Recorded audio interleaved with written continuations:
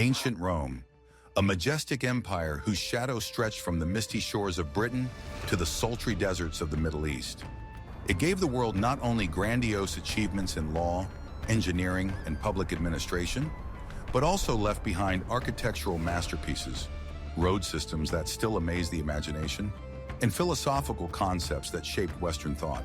However, behind the dazzling facade of grandeur, there was an abyss of unimaginable cruelty, where human life was sometimes not worth a penny. We used to think of death as the most terrible punishment, the unthinkable limit of human suffering. But what if I told you that in ancient Rome, there were punishments that were much worse? Punishments that turned existence itself into a never-ending torment, robbed a person of everything that made him human, and left him begging for mercy that simply didn't exist. Thousands of the unfortunate, from lowly slaves born in chains to free citizens who fell from grace, faced a fate that would make even the most resilient and fearless shudder. These weren't quick executions designed to end a life instantly. These were slow, painful ways to erase a person's identity, to turn a living person into something unimaginable, a shadow that suffered day after day. Are you ready to look into the darkest, most frightening corners of the Roman justice system and learn about 10 ancient Roman punishments that were worse than death? These shocking facts will upend your understanding of the humanity irony of the ancient world and show you the cost of forging the greatness of one of the greatest empires in history. Watch this video to the end to fully understand the depth of this suffering. One of the most horrific and spectacular punishments in ancient Rome is Damnatio ad Bestias, or giving up to the beasts. The convicts, who may have been hardened criminals and prisoners of war, or Christians hated by the authorities, were thrown into the arena of the Colosseum or other amphitheaters to become live food for hungry lions, tigers, bears, leopards, or other wild animals specially brought for this purpose. This was not just a punishment, but part of a grandiose, bloody show designed to entertain a crowd of thousands and demonstrate the absolute, unlimited power of Rome over life and death. The audience, from ordinary plebeians to the emperor himself, enjoyed the sight of suffering, the screams of victims, and the roar of predators. The victims were usually completely unarmed and defenseless. There was no chance of survival in front of them. They could be released into the arena naked or in rags, tied to poles to make them easier for the animals to break, or even wrapped in animal skins to make them more attractive to predators. All this was intended to prolong the agony and make the spectacle even more excruciating and exciting for the crowd. The animals, often deliberately hungry and enraged, tore their victims apart to the deafening, ecstatic screams of the Roman public. This punishment was especially popular in times of persecution of Christians who refused to worship the Roman gods and the emperor, preferring death to a betrayal of their faith. Their unthinkable resilience in the face of such a terrible calamity only strengthened them in the eyes of their followers and made them martyrs, symbols of unshakable faith. How was this punishment worse than death? Death by sword, axe, or even crucifixion, for all their brutality, was relatively quick. Here, however, a person experienced not only the psychological horror of impending imminent death, but also the unbearable physical pain of being torn apart by flesh. It was a slow, agonizing annihilation that turned a living person into something that couldn't even be called a corpse, just a bloody mess.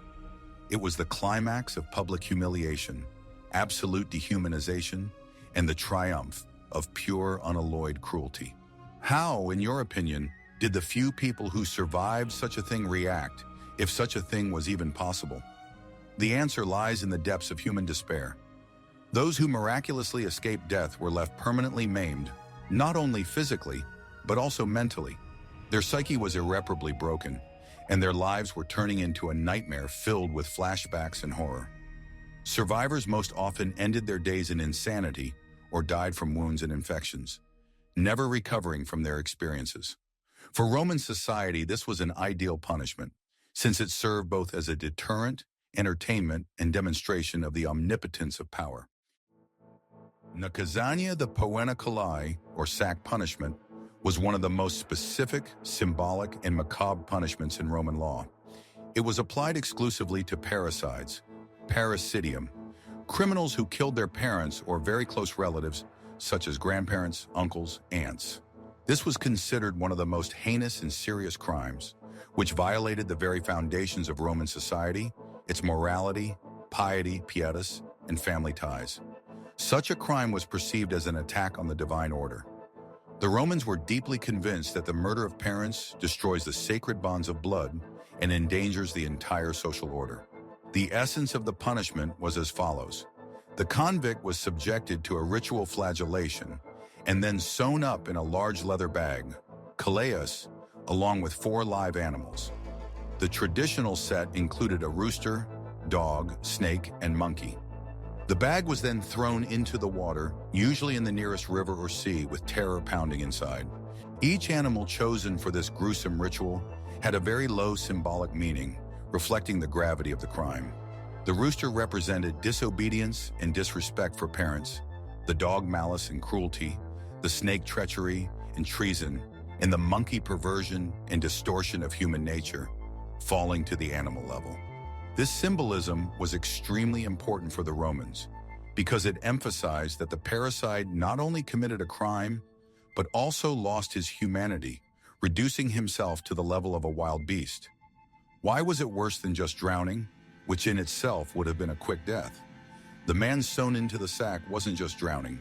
He slowly and painfully died from suffocation, gradually sinking into the icy water, while the animals inside the bag, overcome with panic and fear, scratched, pecked, bit, and strangled him. It was a slow agony in pitch darkness, in a closed, suffocating space, in the company of creatures that in the last moments of life themselves became a source of unbearable physical pain and absolute horror. Imagine suffocating, water seeping into the bag, and inside it panicked animals blindly strike you with claws and teeth. It wasn't just death, it was torture to the point of insanity. This punishment did not just take life, but also symbolically dehumanized the criminal, reducing him to the level of a beast and condemning him to death in torment, surrounded by chaos. This was not just an execution, but a ritual curse designed to erase the memory of the criminal and deprive him of even a decent burial, which was considered necessary for the transition to the afterlife. The parricide, deprived of land and water after such a death, was doomed to eternal wandering. His soul could not find peace. Damnatio admatala, or sentencing to work in the mines, was one of the most common, but at the same time the most horrific and hopeless punishments in ancient Rome. The convicts, who might have been prisoners of war or criminals, slaves who had fallen into the silence of their masters, and sometimes even free citizens accused of serious crimes, were sent to the mines where they were condemned to a slow and painful death. The Roman Empire needed vast quantities of metals, gold, silver, copper, iron, and lead for its economy, coinage, weapons, grand structures, and tool production. The mines were a place where human life was valued less than the extracted ore, becoming only consumable. This punishment was especially beneficial to the state since it brought economic benefits, unlike simple executions. The work was carried out in extremely difficult, dangerous, and unsanitary conditions. The mines were dark, dusty, stuffy, poorly ventilated, where the air was saturated with harmful fumes and stone dust. The slaves worked by the light of dim oil lamps, often waist-deep in icy water, crouching in the narrow, low passageways. The air was saturated with toxic fumes that caused silicosis and other severe lung diseases, as well as poisoning, which gradually destroyed the respiratory system. Landslides, flooding, and sudden gas explosions that led to suffocation were commonplace. The slaves worked 10 to 12 hours a day, and sometimes even longer, without days off or breaks, under the constant supervision of cruel overseers who used whips, sticks, and other tools to maintain an unthinkable pace of work. Physical punishments were the norm, and anyone who showed signs of fatigue or disobedience was beaten mercilessly. Food was scarce, barely sufficient to support life, and hygiene was completely lacking, leading to mass epidemics. Typhoid, dysentery, and plague spread rapidly in cramped, unsanitary conditions. The death rate among the miners was catastrophic. Archaeological data and historical evidence confirm that the average life expectancy in such conditions was only a few years, and sometimes even months. They died from exhaustion, starvation, dehydration, disease, injury, and accidents. Being sent to the mines was actually a slow death penalty, where a person slowly faded away, losing strength, health, dignity, and all hope. His body and spirit were destroyed day after day until he became part of the mine itself, buried under its rubble or dissolved in its poisonous atmosphere. It was a slow, methodical destruction, turning a living person into a dead shell. In fact, it was a living death, where a person lost all his rights and human dignity, becoming only a tool for extracting resources. This punishment was especially terrible in its hopelessness. Even death did not bring deliverance, but only the end of unbearable suffering. Damnatio at Opus Publicum, or sentencing to community service, was another form of punishment that turned life into endless hard labor. It was applied to those convicted of less serious crimes than those sent to the mines or gladiatorial arenas. But this did not make their fate any easier.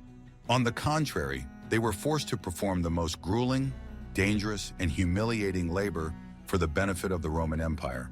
This could include building roads, aqueducts, bridges, temples, quarrying stone, draining swamps, or even working in state fields. Such measures were designed not only to punish the criminal, but also to provide the empire with cheap and easily accessible labor to implement the grand infrastructure projects that were vital for its prosperity and expansion. The condemned became living instruments in the hands of the Roman authorities, their individual sufferings paling in comparison with the grandeur of the structures they created. Unlike the mines, where prisoners were hidden from the public eye in underground galleries, these works were often performed in full view of everyone, in the open air, which added to the physical suffering and public humiliation. Convicts worked under the scorching sun or in heavy rains, lifting and moving huge stones, logs, soil, and other heavy materials without the help of advanced mechanisms. Their tools were only primitive picks, shovels, hammers, and their own muscular strength. Lack of protective equipment, permanent injuries such as fractures, dislocations, shattered limbs, exhaustion, and poor nutrition were the norm, and medical care was lacking. Warders, often former soldiers or freedmen, made sure that the work was carried out smoothly, using whips and threats to maintain discipline. Any delay or resistance was punished with severe beatings, and sometimes even death. The convict's life was completely devoid of any dignity or hope for the future.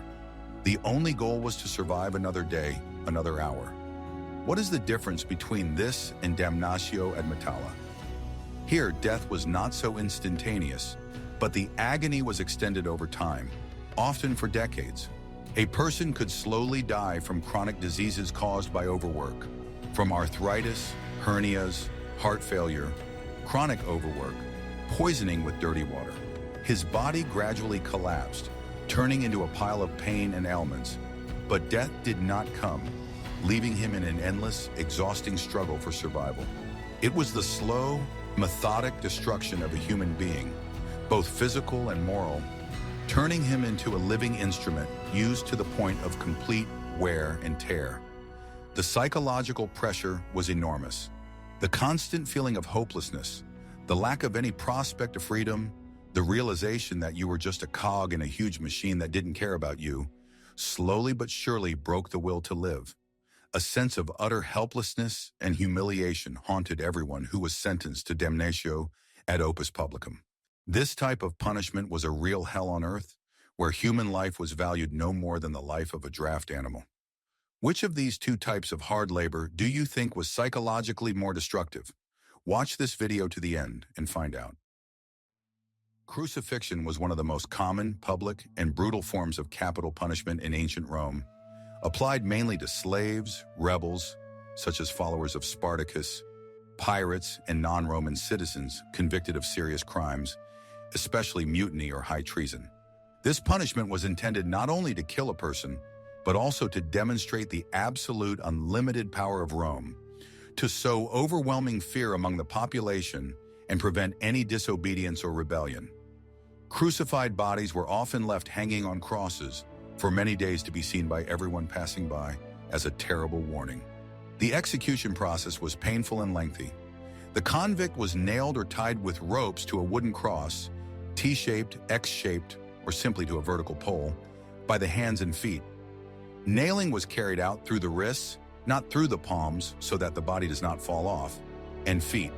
Death occurred not from blood loss, which was relatively small, but from suffocation caused by the fact that the body hung down on outstretched arms, which prevented normal breathing and led to a gradual weakening of the chest muscles. Every movement, every breath, became unbearable torture. Victims could hang on the cross for hours, sometimes days, slowly dying from thirst, hunger, blood loss, shock, exhaustion, and vital organ failure. To hasten death and prevent escape or night removal of the body, sometimes the crucified broke their legs, crucifixio, depriving them of the ability to support themselves and breathe, which led to rapid asphyxiation. Why was crucifixion worse than instant death?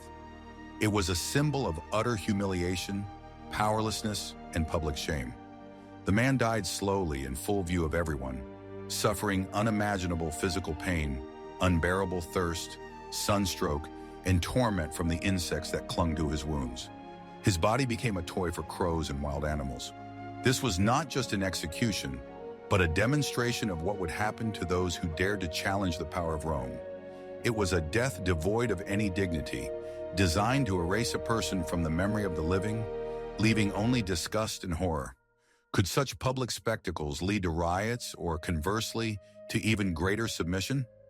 Watch this video to the end to find out the answer. Damnatio ad servitudem, or condemnation to slavery, was a punishment that was applied to free citizens who committed certain crimes, such as desertion, tax evasion, theft, or those who could not pay their debts. Instead of the death penalty or even a fine, they were stripped of their civil rights, capitis deminutio maxima, and enslaved. Unlike ordinary slaves who may have been born into slavery or become so as a result of war, these condemned slaves had no rights, and their fate was one of the most hopeless and humiliating. They were sold in public slave markets, like cattle, without the possibility of redemption or return to their former lives. They became the absolute property of their master, who could dispose of their lives as he saw fit, forcing them to do any work, even the dirtiest and most dangerous, subjecting them to severe punishments, tortures, and even killing them without legal consequences, since the murder of a slave was not considered human murder in the legal sense. These slaves were stripped of their name, past, family, and any hope for the future.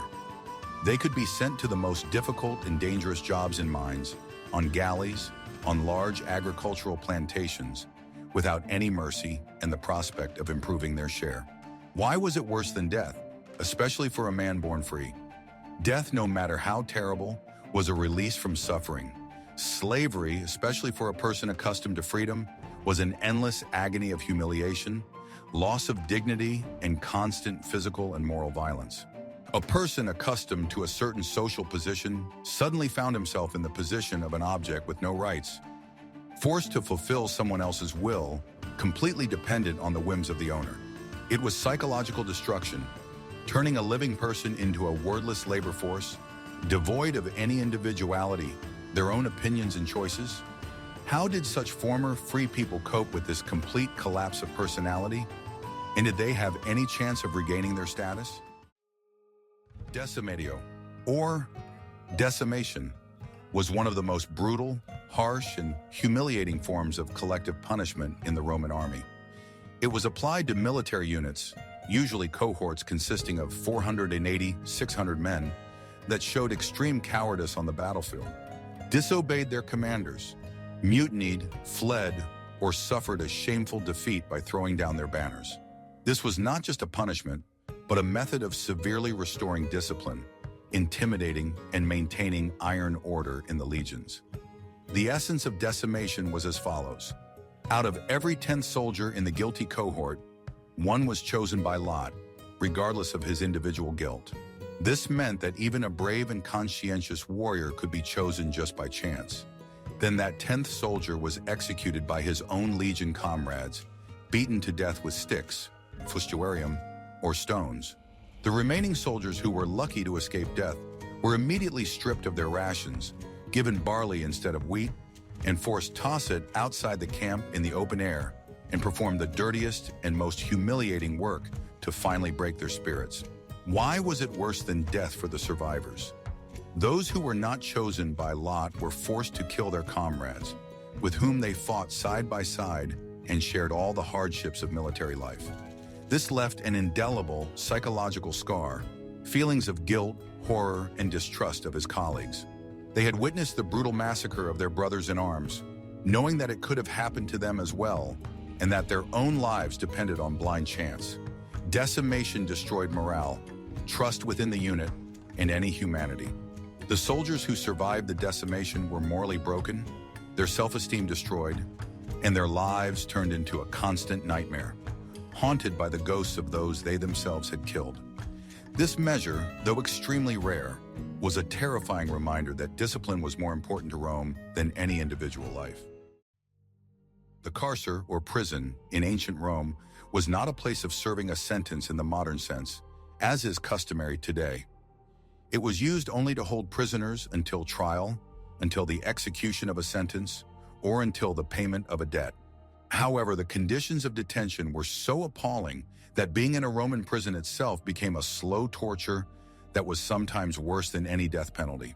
The most famous Roman prison, the Carcer Mamertinus or Tullianum, located on the slope of the Capitoline Hill, was a system of dark, damp, fetid, and cramped underground cells where the most dangerous criminals, prisoners of war, and enemies of the state were kept waiting for their studies.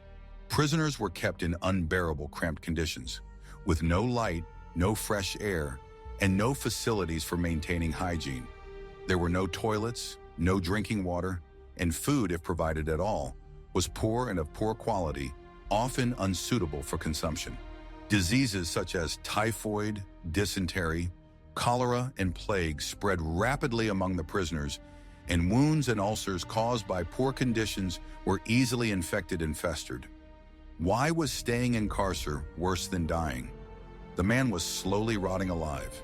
He died of diseases caused by unsanitary conditions, from hunger, thirst, suffocation from fumes and despair. He was denied medication and any medical treatment. Every day turned into a desperate struggle for survival in inhumane conditions, where human dignity was trampled in the mud. The psychological pressure of complete isolation, the uncertainty of his fate, the realization of his own helplessness and hopelessness destroyed the mind as much as the body. Many were simply left to die in these conditions, and their deaths were long, painful, and humiliating, devoid of any hope. The Romans did not spend resources on supporting those who were doomed. Degradatio, or degradation, was a punishment that was applied to members of the elite strata of Roman society: senators, horsemen, prominent military leaders, high-ranking officials who committed crimes that did not require the death penalty, but caused irreparable damage to their honor, reputation, and status. This punishment was aimed at destroying a person's social position and good name, which in Roman society, where honor, dignitas, and status, auctoritas, were paramount, was often perceived much worse than physical death. Degradation could include several stages and forms. This could include disenfranchisement, capitis diminutio media, expulsion from the Senate or the Order of Horsemen, loss of most or all property, confiscation, prohibition of wearing the toga, a symbol of Roman citizenship, public flagellation or stigmatization.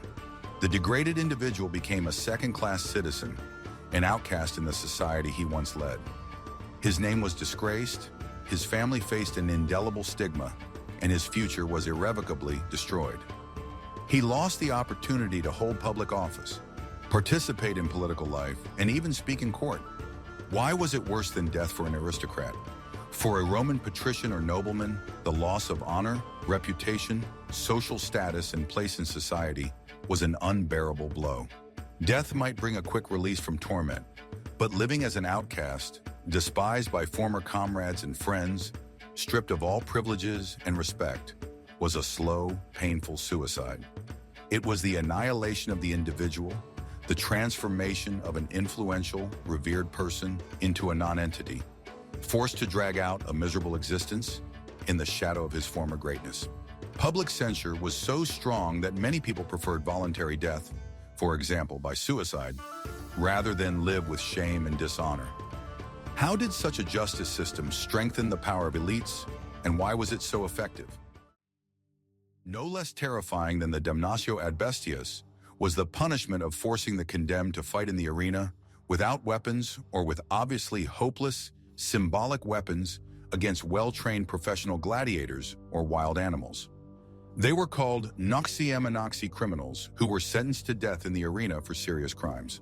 However, their deaths were not a noble fight like the gladiators, who, although risking their lives, had a chance of survival and even glory, but a humiliating and senseless act of slaughter. Noxians could be released into the arena naked, defenseless, or armed only with a wooden sword, rusty dagger, or blunt spear against well-trained and heavily armed gladiators such as Myrmion, Retiarii, or Thracians. They were also thrown on hungry predators with no chance of resistance. Their role was to be extras for bloody entertainment, providing a constant influx of victims to demonstrate Roman power, brutality, and grandeur of the pageantry.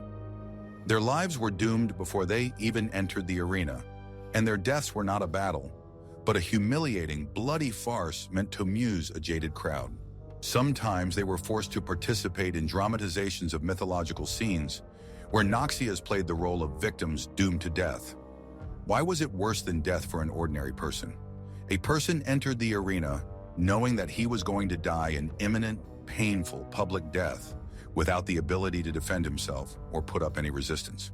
It was a death devoid of any dignity, turned into a spectacle for the crowd, where his agony was part of the entertainment, and his last screams were drowned out by the cheers of the audience.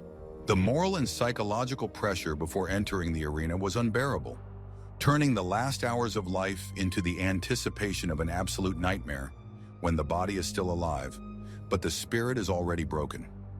This was not just a loss of life, but a complete devaluation of human existence. We flash through the darkest, most repulsive pages of ancient Roman history, where human life was sometimes valued less than the entertainment of a crowd or the supposed stability of an empire.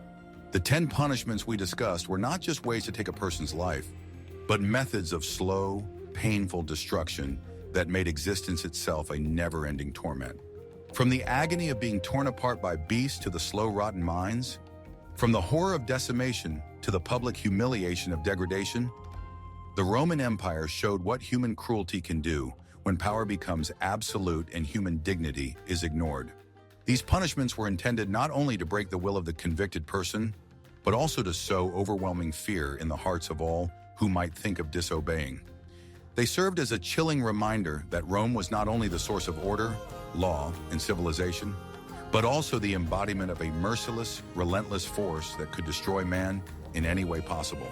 Today, when you look at the majestic ruins of the Colosseum, the proud aqueducts, or the ancient Roman roads, it is worth remembering the cost of these grandiose structures and the unimaginable suffering endured by those who lived and died in the shadow of this great but incredibly cruel empire.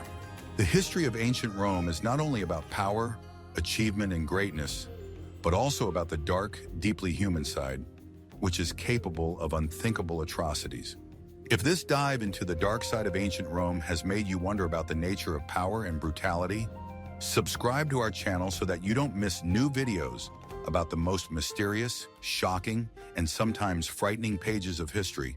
Click the bell to be the first to know about our new releases and continue exploring the past with us.